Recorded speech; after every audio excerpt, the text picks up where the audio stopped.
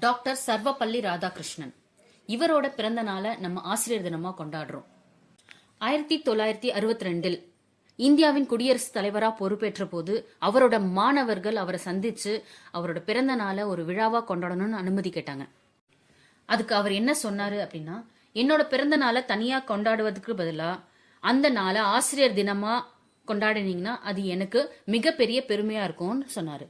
அதனாலதான் அவரோட பிறந்த நாளை ஆசிரியர் தினமா கொண்டாடப்படுகிறது.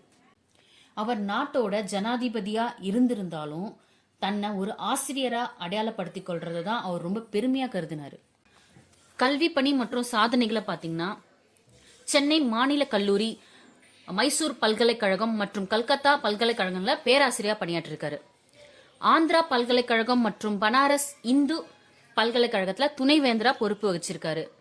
இங்கிலாந்தின் புகழ்பெற்ற ஆக்ஸ்போர்ட் பல்கலைக்கழகத்துல தத்துவ பேராசிரியரா பணியாற்றிருக்காரு. Indian philosophy, the Hindu view of life போன்ற உலக புகழ்பெற்ற பல புத்தகங்களையும் எழுதியிருக்காரு.